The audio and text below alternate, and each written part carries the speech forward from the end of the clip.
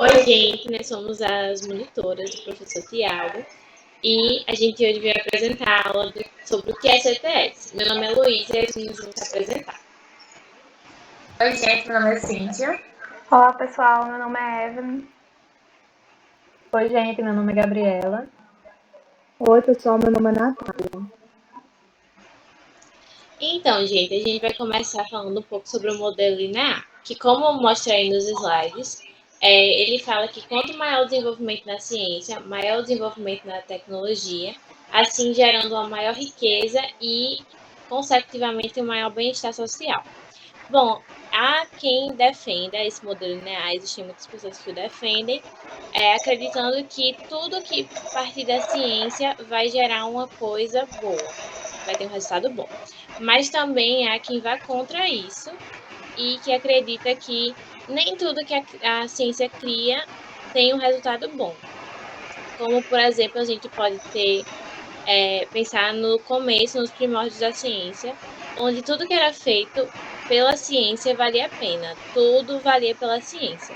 Como, por exemplo, usar pessoas para experimentos, para testes, e a gente pode ver também como resultado ruim da ciência a criação da bomba atômica e as catástrofes resultantes de acidentes atômicos, nucleares, no caso.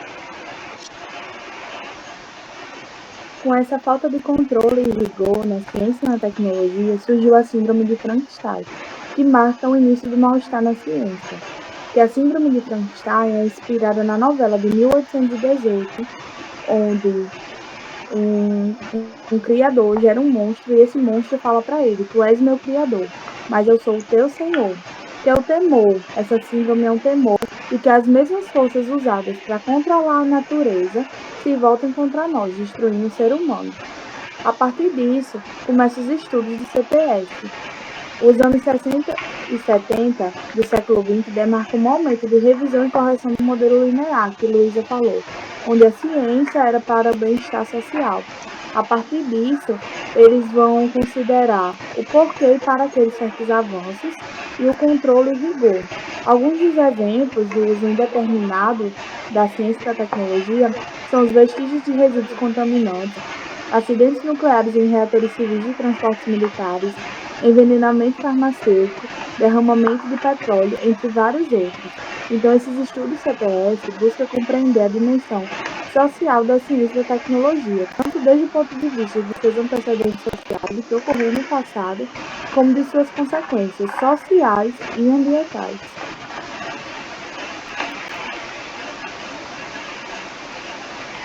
Os estudos e programas CTS vêm se desenvolvendo em 3 direções. Primeiramente, no campo de pesquisa, promovendo uma visão não essencialista e socialmente contextualizada da atividade científica.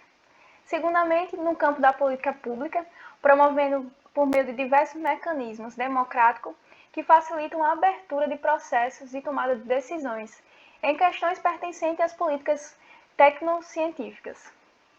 E também no campo da educação, pelo qual essa nova ciência e da tecnologia, pelo qual essa nova imagem de ciência e da tecnologia e na sociedade tem cristalizado a aparição de programas e matérias de CTS, tanto no ensino secundário quanto no ensino universitário em muitos países.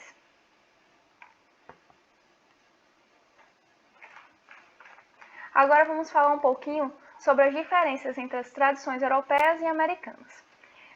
Na europeia, temos a institucionalização acadêmica na Europa, pelo qual é sua origem. Na americana, temos a institucionalização administrativa acadêmica nos Estados Unidos, também dado na sua origem. Na europeia, temos a ênfase nos fatores sociais antecedentes. Na americana, a ênfase nas consequências sociais. Na europeia, temos a atenção à ciência e, secundariamente, à tecnologia. Já na americana, percebemos o contrário, ou seja, a atenção primeiramente à tecnologia e secundariamente à ciência. Na europeia, temos o caráter teórico e descritivo. Na americana, um caráter prático e valorativo. O marco explicativo na europeia se dá pelas ciências sociais, pelo qual a sociologia, a psicologia e a antropologia. E, por fim, na americana, o marco avaliativo, onde vemos a ética e a teoria da educação. Sobre a regulamentação social da ciência, a gente vai ter dois pontos de vista distintos. O primeiro dele é que as decisões são apenas para especialistas. Esse ponto de vista defende que apenas pessoas que tenham conhecimento sobre determinado assunto devem opinar sobre ele. Em contrapartida, vai ter autores que defendem a participação da sociedade. Um autor que tem grande destaque é o Daniel Fiorino. Ele vai definir seus argumentos em 3 fundamentos. O primeiro fundamento dele é o argumento instrumental. A participação é a melhor garantia para evitar a resistência social e demográfica das instituições. Nesse argumento, a gente pode ver como exemplo a revolta da vacina. A população se revoltou contra a vacina, não queria tomar aquele medicamento porque não tinha conhecimento sobre ele e não as suas vantagens. Então, querendo ou não, gerou um receio por não conhecer sobre.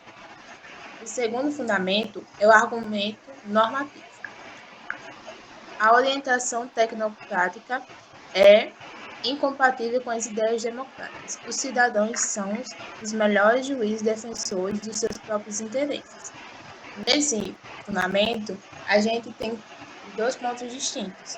Quando, querendo ou não, vivemos em uma sociedade democrática, logo, é evidente a participação da sociedade em diversos assuntos. Também sendo um deles, é a participação na ciência. O terceiro fundamento é o argumento substantivo. Os juízes leigos são tão válidos quanto os especialistas. Nesse argumento, ele vai desenvolver que o especialista tem um conhecimento teórico sobre aquele assunto, mas a sociedade tem um conhecimento prático. Querendo ou não, a ciência é feita para a sociedade. E também valores sociais políticos, que ela é de acordo com a realidade de cada um.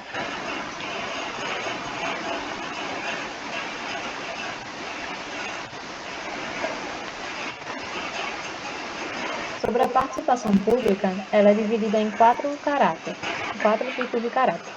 Tem o caráter representativo, o igualitário, o efetivo e o ativo. O caráter representativo deve produzir-se uma ampla participação no processo de tomada de decisões.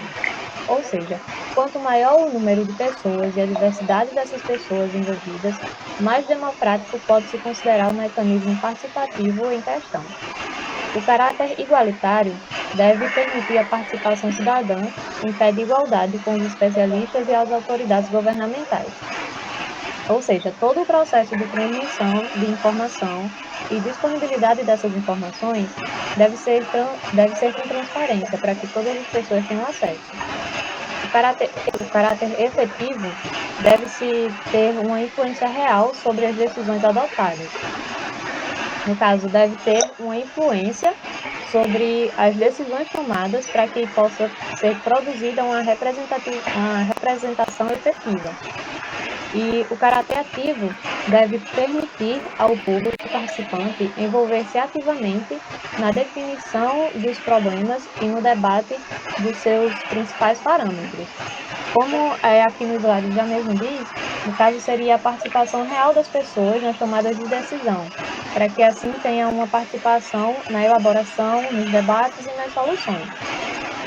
E é isso, pessoal. Nós reunimos os principais pontos do texto que foi passado para vocês. Se ficou alguma dúvida, peço para que vocês entrem em contato com a gente, tanto pelo WhatsApp quanto por e-mail, certo? E é isso. Tenham uma ótima tarde e uma ótima noite a todos.